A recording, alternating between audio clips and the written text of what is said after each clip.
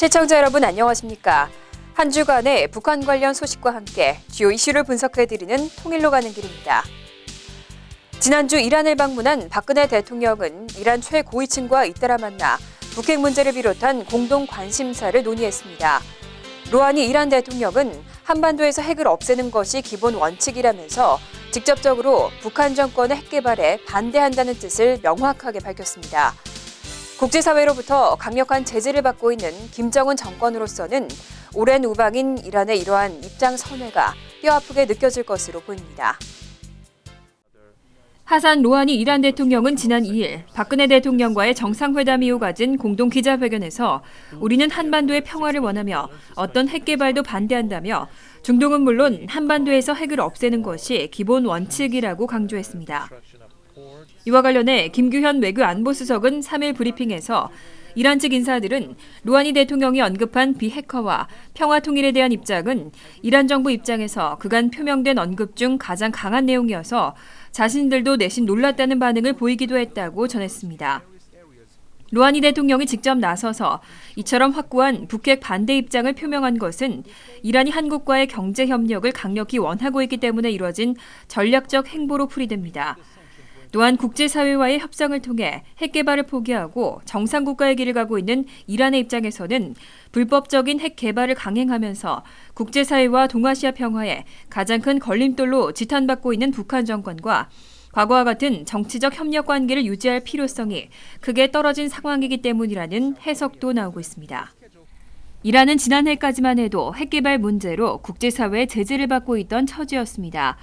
지난 1월 국제사회의 제재 해제는 제3자 제재, 즉 세컨더리 생션의 해제이고 미국에 의한 단독 제재는 아직도 풀리지 않고 있는 상황입니다. 이번 한 이란 정상회담에서 양국이 현행 원화 결제 시스템을 당분간 유지하기로 한 것도 달러화 결제가 어려운 이란 측 사정을 반영한 것이기도 합니다. 이러한 상황에서 이란이 다시 핵 개발에 대한 미련을 보이고 핵 개발과 관련해 북한과의 관계가 부각되거나 대량 살상무기 거래 의심 행위가 있다면 다시 국제사회 여론이 부정적으로 흐를 가능성이 있습니다. 그런 만큼 이란의 핵 개발 반대 및 한반도 평화통일 지지 표명은 당연한 수순이라는 관측입니다. 특히 이란이 한국과의 전략적 경제 협력과 교류 확대를 절실하게 원하고 있는 만큼 향후 한국 정부의 노력 여하에 따라 양국 간 더욱 적극적인 북핵 대응 공조 체제가 구축될 가능성도 있습니다. 한편 박근혜 대통령은 2일 저녁에는 아야톨라 알리 하메네이 이란 최고 지도자를 만나 양국 간 협력적 파트너십 구축에 공감대를 형성하는 등 우호 관계를 더욱 공고히 다졌습니다.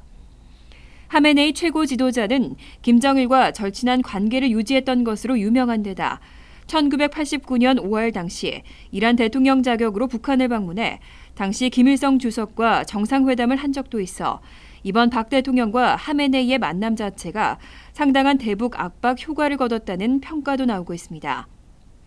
김규현 수석은 이번 정상회담 결과가 북한에 상당한 압박으로 작용할 것으로 본다면서 이란 측은 한반도 비핵화와 평화통일 원칙에 공감했는데 북한과 전통적인 우호 관계를 맺어온 이란이 이런 입장을 표명한 것은 매우 큰 의미가 있다고 설명했습니다.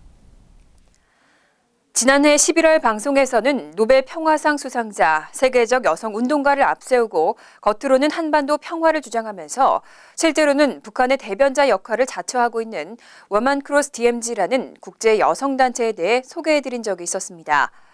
이 단체가 야심차게 실시했던 DMZ 걷기 행사가 실제로는 북한 정권에 의해 기획됐다고 합니다. 국제여성단체 위민크로스 DMZ, WCD는 지난해 5월 한반도 비무장지대 걷기 행사를 통해 세계 언론의 주목을 받았던 바 있습니다. 그런데 이 행사를 기획 진행했던 WCD 공동기획자인 크리스틴 안 씨가 북한의 공작원과 긴밀한 관계를 맺어왔으며 그를 접점으로 북한 정권의 지시를 받아 해당 행사를 진행했다는 주장이 제기되었습니다. 미국의 북한 전문가 로렌스 팩 박사는 3일 서울 중구 한국프레스센터에서 워먼크로스 DMZ는 북한 노동당 기획작품이라는 고발 기자회견에 참석해 UN 북한 대표부 박철희, WCD 기획자의 배우이며 WCD 프로젝트는 남한과 미국을 표적으로 한 북한의 정치력 영향력 작전이라고 주장했습니다. 팩 박사는 WCD 공동기획자인 안 씨에 대해 미주 한인사회 내에서 친북단체를 설립해 남한과 미국 정부의 대북정책, 군사동맹을 비난하면서 북한의 인권침해와 상습적인 군사도발은 경시하거나 부인해온 경력이 있다며 그는 2004년 박철이라는 이름의 북한 관리를 만났다고 했는데 박 씨는 해외동포 원호위원회 대표라는 신분을 위장했으나 사실은 대남공작 통일전선부의 북한 공작원이라고 말했습니다. 팩 박사에 따르면 박 씨는 2010년에 뉴욕 유엔본부 북한 대표부로 파견됐지만 실제 주된 임무는 북한 공작원으로서 미국 내 친북단체 및 개인과 접촉하고 이들과 지속적으로 연락하거나 만나는 것이었다고 합니다. 그는 이 과정에서 안 씨가 박 씨와 접촉해 2013년 WCD 걷기 행사의 구체적 제안서를 제시하고 이후 북한 지도부와 이를 논의하기 위해 동료들과 여러 차례 방북했다고 주장했습니다. 결과적으로 안 씨는 북한 지도부로부터 행사 승인과 함께 성공을 위해 모든 필요한 지원을 제공하겠다는 통보가 담긴 메일을 박 씨에게서 받았다는 게 팩 박사의 설명입니다. 팩 박사는 박 씨는 안 씨와 북한에 있는 관리들 사이에서의 연락 창구일 뿐만 아니라 걷기 행사의 계획 승인 절차를 진행하고 행사 주체들에 대해 이번 행사가 미국과의 평화협정 체결이라는 북한 목표를 진전시키는 데 이용돼야 함을 강조하는 등 조언과 지시를 한 것으로 보인다며 2015년 걷기 행사 이후 강연에서 안 씨는 행사의 모든 부분을 북한 관리들과 긴밀하게 협력하고 논의해 준비했음을 상세히 설명했던 바 있다고 강조했습니다. 이어 그는 안 씨와 박 씨의 관계가 WCD 걷기 행사를 가능하게 한 것이라며 안 씨가 10년이 넘게 북한 공작원인 박 씨와 접촉했고 그의 조언과 지원이 있었기에 걷기 행사를 준비할 수 있었음은 명백하다고 설명했습니다. 특히 그는 최근 박 씨가 또 다른 북한 공작원 리기호와 교체됐으며 향후 안 씨가 박 씨를 대신해 리 씨와 접촉할 것으로 예상했습니다. 아울러 박 씨는 WCD 걷기 대회 계획을 지원함으로써 북한 선전에 성과를 올린 공로를 인정받아 승진이 예상된다고 덧붙이기도 했습니다. 팩 박사는 재차 WCD 프로젝트는 안 씨의 적극적 지원과 결합해 계획된 북한 정권의 정교한 정치적 영향력 작전이었음을 믿고 있으며 그 목적은 미국과의 평화협정이라는 북한의 목적을 달성하기 위한 것이라며 안 씨와 WCD는 김정은이 독재자라는 것을 인정하는 공개 성명을 발표해 자신들이 어떤 입장에 서 있는지 명백하게 밝힘으로써 친북주의자가 아니라거나 북한 요원의 영향 아래 있지 않다는 점을 제대로 증명할 수 있어야 한다고 촉구했습니다. 통일로 가는 길, 정세진입니다. 북중 접경 지역에서 조선족 목사인 장백교회 한충렬 목사가 숨진 채 발견됐습니다. 한 목사는 그동안 탈북자를 돕거나 북한 주민을 대상으로 선교 활동을 벌여왔는데요. 북한 보위부에 살해됐을 가능성이 유력하게 제기되고 있습니다. 한충렬 목사는 지난달 30일 오후 2시 지인의 전화를 받고 북한 해산시와 접한 중국 지린성 장백 조선족 자치원 소재 장백교회를 나섰다가 행방불명된 이후 같은 날 저녁 8시쯤 장백시 변두리 야산에서 시신으로 발견되었습니다.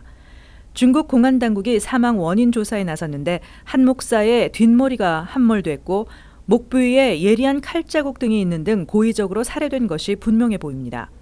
이와 관련해 최성용 납북자 가족 모임 대표는 한 목사는 북한에서 넘어온 공작원 3명에게 피살된 것으로 안다며 공작원들이 곧바로 북한으로 돌아갔기 때문에 중국 공안도 조사에 어려움을 겪을 것이라고 밝혔습니다. 또한 최 대표는 한 목사 살해가 최근 북한 해외 종업원 13명의 탈북과 관련이 있을 수 있다고 관측했습니다. 장백교회는 북한 양강도 해산시와 강 하나를 두고 마주하고 있어 한 목사가 지난 20여 년간 북한 주민 탈북을 적극 지원하다 타겟이 됐다는 것입니다. 실제로 한 목사는 북한 주민 선교에 앞장서 왔으며 북한의 지하 교회를 세우는 일에 적극적이었던 것으로 전해지고 있습니다. 그런데 북한에서 기독교를 믿는 것은 범죄 행위로 취급당하기 때문에 한 목사를 통해 기독교 신자가 된 북한 주민 3명도 최근 총살된 것으로 알려졌습니다. 북한 정권이 당대회를 앞둔 시점에서 한 목사를 살해함으로써 체제 위협 행위에 대한 경고장을 날리고자 했을 가능성이 높습니다. 완연한 냉각기에 접어든 북중 관계도 이번 사건으로 인해 더욱 얼어붙을 것이라는 관측이 나오고 있습니다. 통일로 가는 길 전상입니다. 이뿐만이 아닙니다. 북한 정권은 해외 식당 종업원 13명의 집단 귀순에 반발하고 해외에서 한국 국민을 집단으로 납치할 계획을 세우고 있다고 합니다. 한국 정부는 북중 접경지대에 여행 자제를 권고했습니다. 또 중국 동북 삼성과 동남아 지역 재외 국민의 신변 안전 유의를 당부하고 있습니다. 북한의 대남전력에 정통한 중국의 대북 소식통은 지난 1일 북한이 6일부터 당 대회를 치른 후 해외에서 남한 측 인사들을 대거 유인 납치할 계획을 세운 것으로 알고 있다며 납치 대상은 해외 활동자를 비롯 군인, 기관원 등 120명에 이른다고 전했습니다. 이 소식통은 북한 정권은 이번 해외 식당 종업원 집단 귀순 문제를 그냥 넘어가지 않겠다는 의지가 매우 강하다면서 납치자들이 자발적으로 입국한 것으로 발표한 뒤 종업원 13명과 교환을 제의할 가능성이 크다고 말했습니다. 실제 북한은 지난달 7일 해외 식당 종업원 13명의 집단 귀순과 관련 한국 정보기관의 납치에 따른 것이라며 가족 대면 및 송환을 요구하고 거부할 경우 무자비한 1,100배의 대응이 개시될 것이라며 연일 위협하고 있습니다. 북한이 중국이 아닌 제3국 주재 한국 대사관에 대해 사진 촬영 등 움직임을 주시하는 동향도 포착되고 있습니다. 이와 관련 우리 정부 관계자는 북한의 납치 및 테러 가능성을 예의주시하고 있다고 밝혔습니다. 북한의 위협이 고조됨에 따라 정부는 지난달 중순 중국, 러시아, 동남아 등의 제외 공간에 제외국민 신변 안전 조치를 지시하는 한편 북한 식당이나 북한 관련 영리시설 출입 및 북중 접경지대 여행 자제를 권고하고 있습니다. 중국 선양총 영사관은 최근에도 북중 접경지대에서 취재 또는 선교 활동을 하는 우리 국민들이 여러 위험에 노출될 가능성이 있다며 신변 안전 공지문을 발송했다고 밝혔습니다. 외교부 당국자는 북중 접경지대를 중심으로 분위기가 험악해지고 있어 제외 공간을 통해 제외국민 신변 안전에 만전을 기할 것을 지시했다고 말했습니다. 통일로 가는 길 권미숙입니다. 북한에 735일 동안 억류돼 있다가 지난 2014년 말 풀려났던 한국계 미국인 선교사 케네스 배 씨가 처음으로 TV에 출연했습니다. 배 씨는 억류 당시 생활을 소개했는데요. 노동 수용소에 갇혀 온종일 석탄을 캐고 돌을 나르는 중노동을 했다고 털어놨습니다. 북한 관리들에게 15년 동안 수감 생활을 해야 한다는 협박도 들었다고 합니다. 케네스 배 씨는 지난 5월 2일 석방 후 처음으로 CNN에 출연해 오전 8시부터 오후 6시까지 돌을 나르고 석탄을 캐는 중노동을 했다면서 육체적 고통에 더해 북한 관리들로부터 온갖 언어폭력도 당했다고 털어놓았습니다. 그는 중노동으로 인해 허리 통증과 당뇨 등 지병이 재발해 억류 기간 중 3차례나 병원에 입원했다고 말했습니다. 그런데 북한 당국은 그에게 입원비를 하루에 $600씩 계산해 청구했고 퇴원 당시 총 치료비는 무려 $30만, 한화로 약 3억 4천만 원에 달했다고 합니다. 배 씨는 북한의 한 검사는 끊임없이 내게 누구도 당신을 기억하지 못한다. 당신은 사람들로부터 또 정부로부터 잊힌 사람이다. 당신은 금방 돌아갈 수 없다. 여기서 15년은 있어야 한다며 60세가 돼서야 집에 돌아갈 수 있다는 말을 했다고 전하기도 했습니다.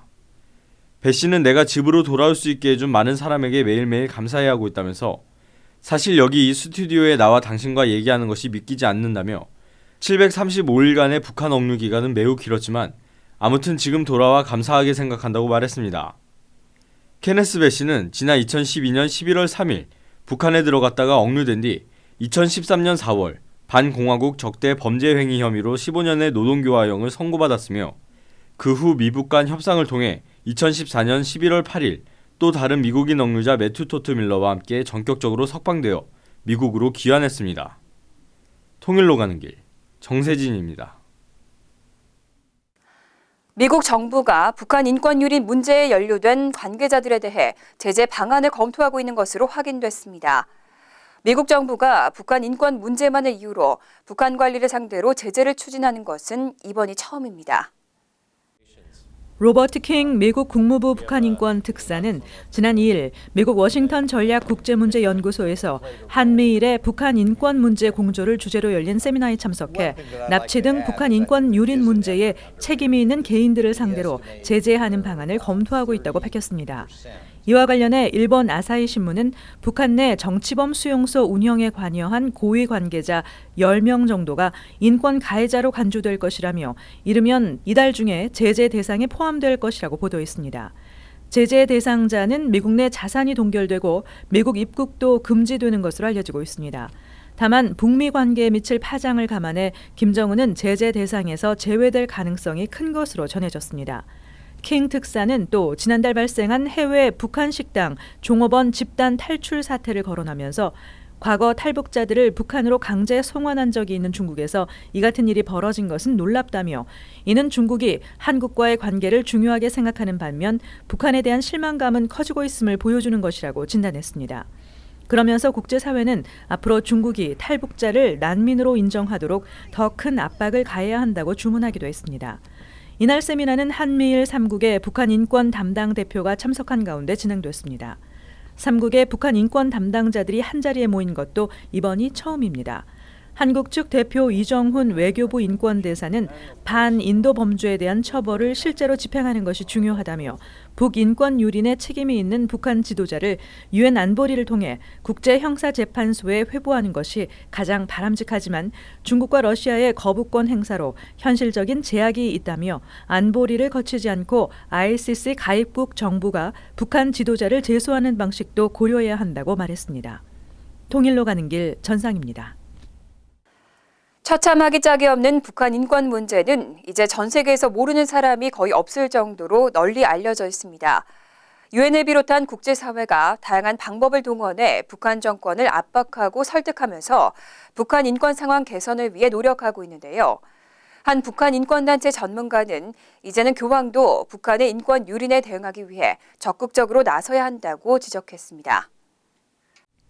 그레그 스칼라티우 미국 북한인권위원회 사무총장은 지난 1일 아르헨티나 인터넷 매체인 인포바에와의 인터뷰에서 북한의 인권 유린에 대응하기 위해 교황의 관여가 절실한 이유를 설명했습니다. 스칼라티우 사무총장은 교황 바오로 2세가 1980년대 동구 자유화에 중요한 역할을 했는데 지금의 프란치스코 교황도 한반도에서 이와 같은 역할을 할 수 있을 것으로 생각한다며 우리는 프란치스코 교황이 필요하므로 북한 내 인권 유린 저지에 필요한 교황의 관심을 얻기 위해 모든 노력을 해야 한다고 강조했습니다.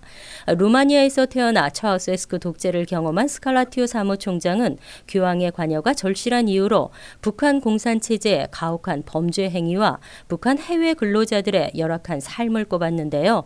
스칼라티오 사무총장은 동구 공산주의가 몰락했는데도 북한은 이미 3대 세습이 이루어졌고 북한은 이성적이지 않다며 북한은 권력 유지를 위해 90년대와 마찬가지로 수백만 명의 주민이 죽어도 된다는 세계관을 가지고 있다고 강력하게 비판했습니다.